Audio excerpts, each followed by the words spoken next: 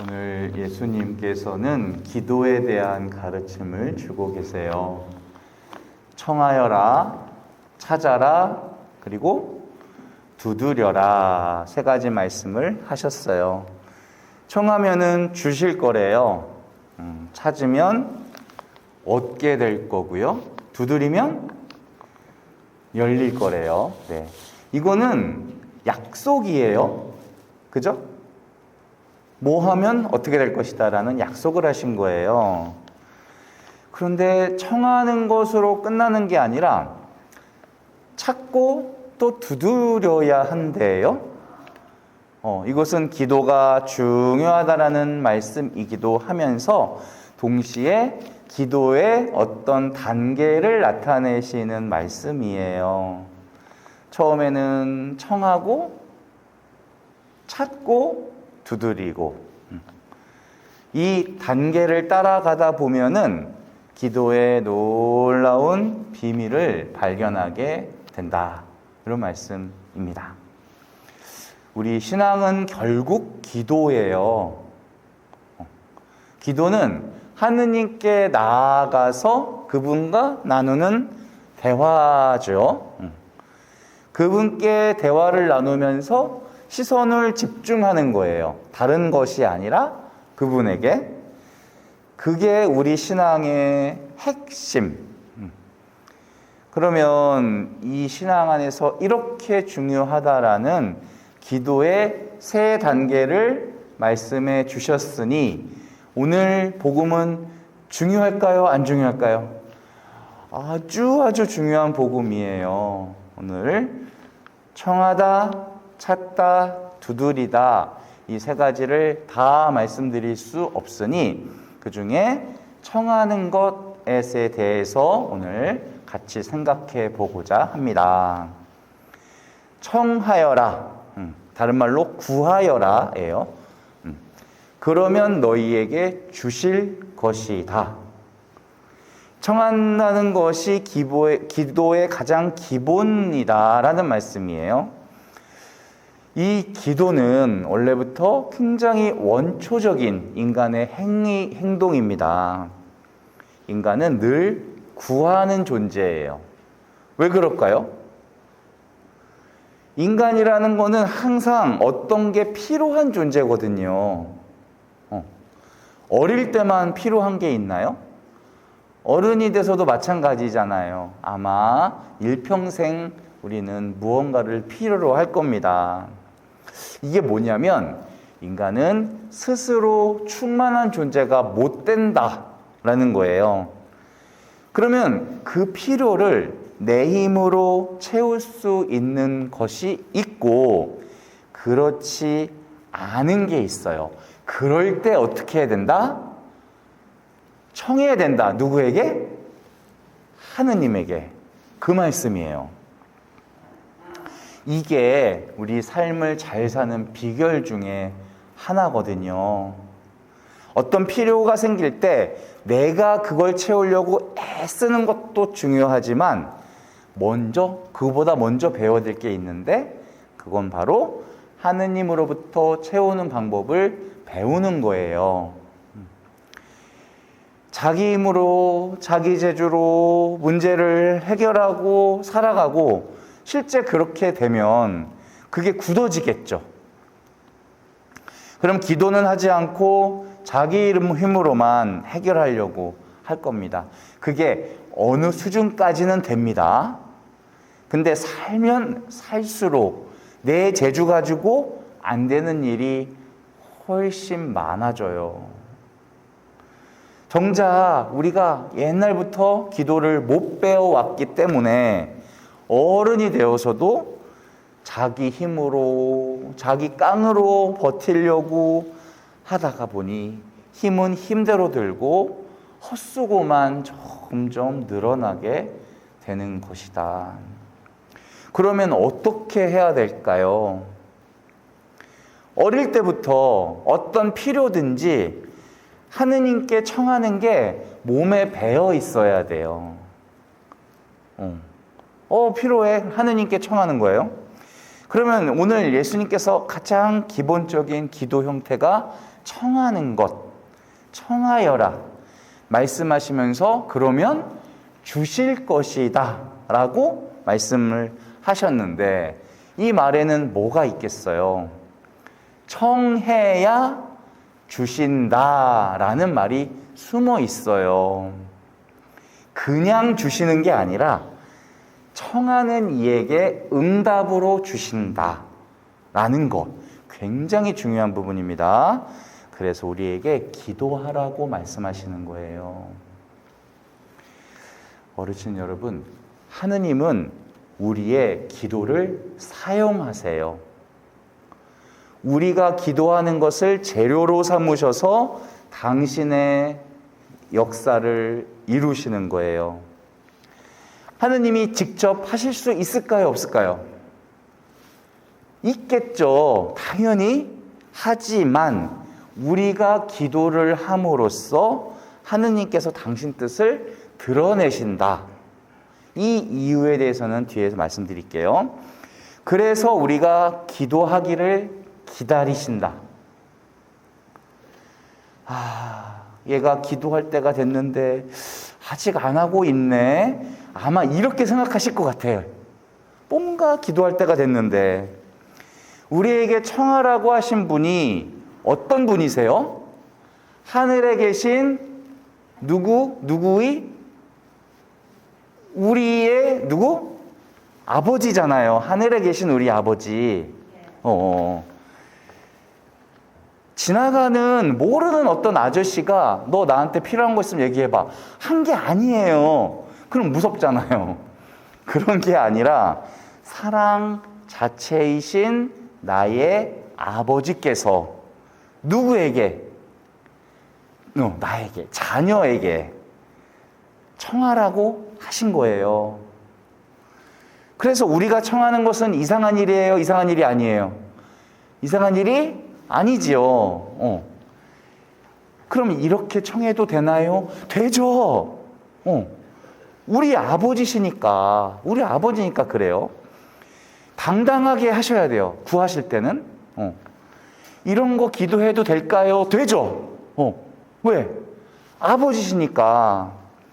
너무 생각을 많이 하지 말고 일단 청하시라는 거예요. 이게 교리적으로 맞나 이러지 말고 그럴 시간에 청해라 라는 거예요. 아버지와의 관계는요, 스스럼이 없어야 돼요. 물론 우리를 낳아주신 아버지께서 다 그렇게 하신 건 아닐 거예요. 하지만 나의 사랑하시는 하느님 아버지께서는 스스럼이 없길 바라세요. 잘 아시잖아요. 자녀들이 어때요? 뻔뻔하잖아요. 언제 뭐 맡겨놓은 사람처럼 행동하죠. 뭐 이거 사달라고, 이런 거 해달라고, 돈 달라고 맡겨놨어 나한테? 어릴수록 더 심해요. 그게 부모의 형편을 봐줘요, 안 봐줘요? 안 봐줘요. 아기가 엄마한테 젖달라고 할 때 엄마가 지금 설거지하니까 지금 힘들 것 같아. 내가 지금 배가 고파도 1시간 정도 참아볼까? 이런 아기가 어딨어? 그냥 떼쓸고 우는 거잖아. 우리 아이들이 구하는 것은 또한 유치하기 짝이 없어요. 우리가 봤을 때. 그런데도 부모님은 그 아이에게 무언가를 해주려고 하죠. 그래서 이게 뭐냐면 원초적이다라는 거예요. 그냥 우리가 아버지의 형편을 따지지 말고 처지를 따지지 않고 원초적으로 청하는 거예요. 이게 교리적으로 성경 안에 있는 내용과 맞는지 안 맞는지 이런 거 따지지 말고 복잡하게 계산하거나 이해하지 말고 솔직하게 뭐든 그게 되든 안 되든 먼저 기도를 하라. 이거를 배우셔야 된다. 이 뜻이에요. 여러분, 기도는 우리의 어떤 소원으로부터 시작됩니다. 어떤 바램도 있고요. 기대도 있어요. 어떤 욕망이 있습니다. 어떨 때는 나쁜 욕심이 있을 수도 있어요. 이걸 가지고 하느님 앞에 이렇게 가는 거예요. 내 안에 이런 소원이 있다는 게 좋은 거예요? 나쁜 거예요? 내 안에 어떤 바람이 있다는 게 좋은 걸까요? 나쁜 걸까요? 좋은 거예요, 좋은 거. 내가 살아있기 때문에 뭔가를 구할 수 있는 거거든요, 인간은. 내 안에 갈망이 있다는 것은 내가 살아있다는 증거예요. 안타깝게도 우리가 우울할 때 보세요. 어떤 거를 바라는 게 없어요. 어떨 때는 죽고 싶은 마음 하나밖에 없어요. 먹고 싶은 것도 없어요. 하고 싶은 것도 없어요. 그러니까 이불 뒤집어 쓰고 이렇게 있게 되는 거예요.